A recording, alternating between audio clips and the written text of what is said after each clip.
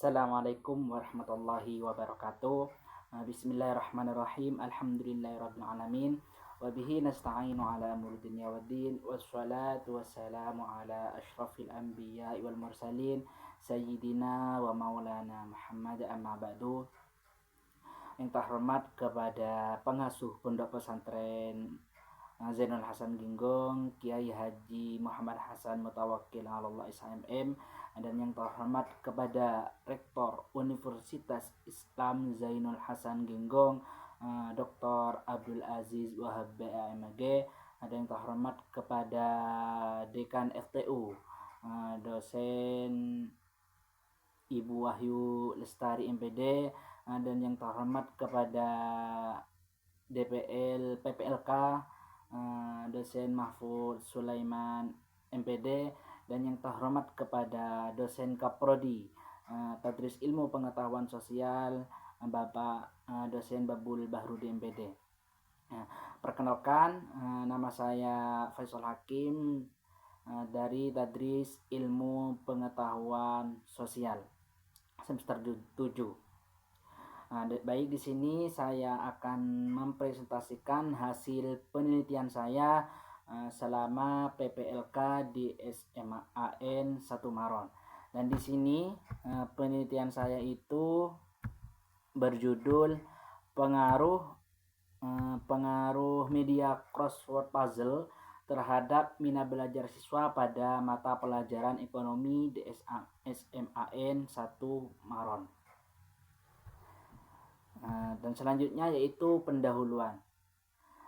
Pendidikan merupakan proses penting yang bertujuan untuk mengembangkan potensi individu melalui pembelajaran. Komponen-komponen seperti tujuan, metode, media, dan minat belajar sangat berpengaruh dalam kesuksesan pendidikan formal di sekolah.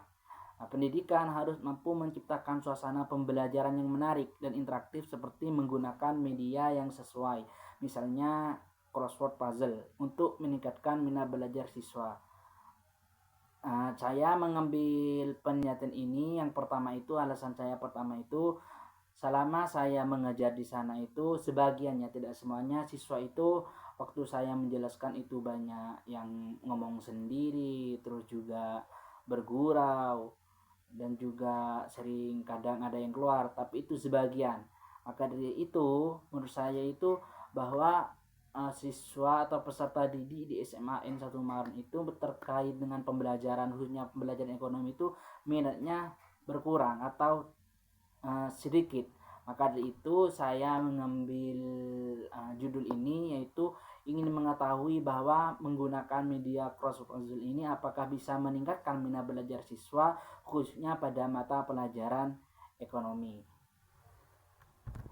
Dan selanjutnya yaitu metode penelitian.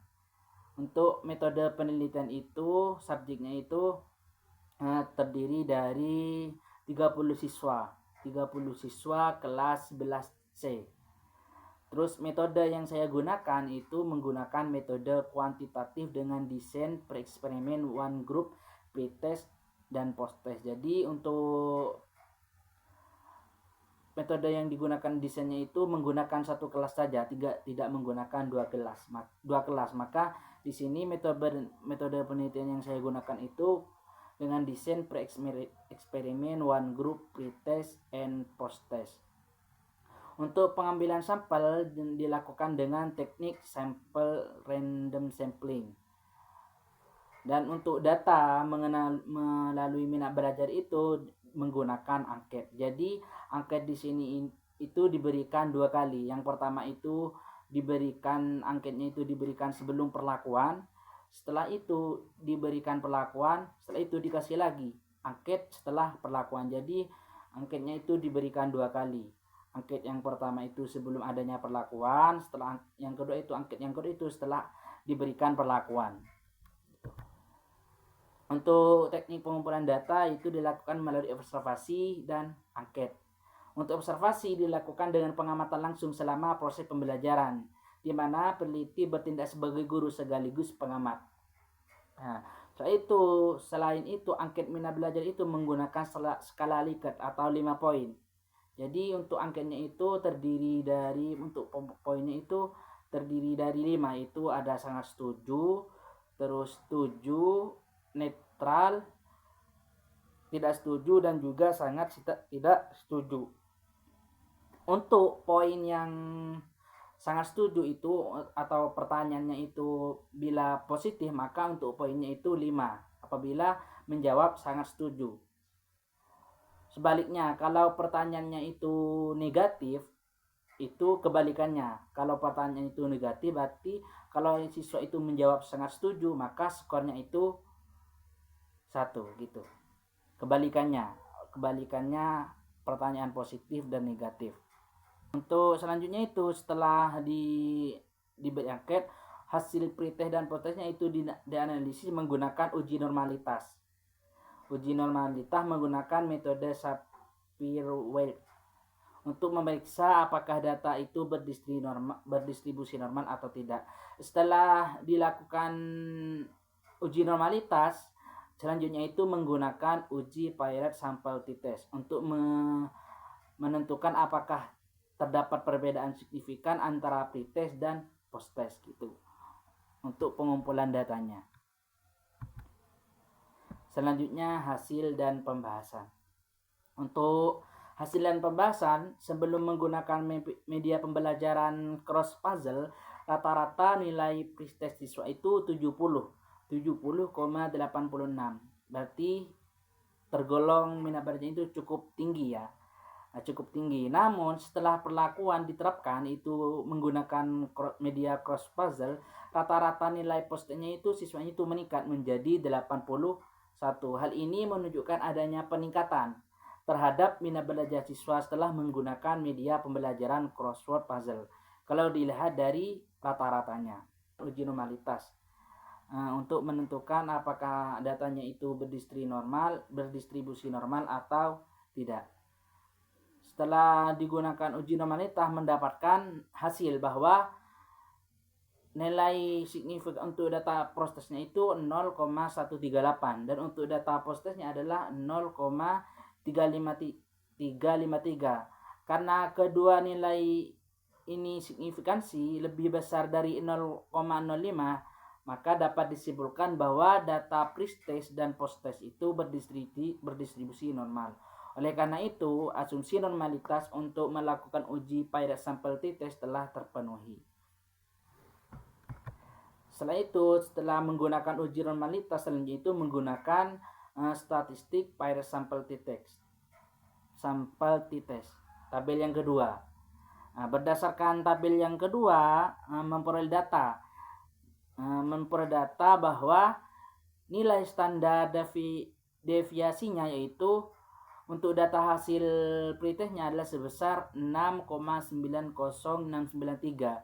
Sedangkan untuk data posttestnya nilai standar deviasinya tercatat lebih tinggi yakni sebesar 7,60890. Hal ini menunjukkan bahwa setelah perlakuan menggunakan crossword puzzle dalam minat belajar siswa itu meningkat dibandingkan sebelumnya. Artinya hasil angket minat belajar setelah perlakuan menunjukkan hasil lebih besar dibandingkan sebelum adanya perlakuan. Kalau dilihat dari statistik Paired Sample T-Test dan juga miannya ini rata-ratanya sudah terlihat bahwa di situ untuk rata-ratanya pretestnya itu 70,8667, untuk posttestnya rata-ratanya itu 81,9667. Selanjutnya yang ketiga itu tentang korelasi Paired Sample T-Test. Berdasarkan informasi dari tabel yang ketiga, koefisien korelasi atau correlation tercatat sebesar 0,547.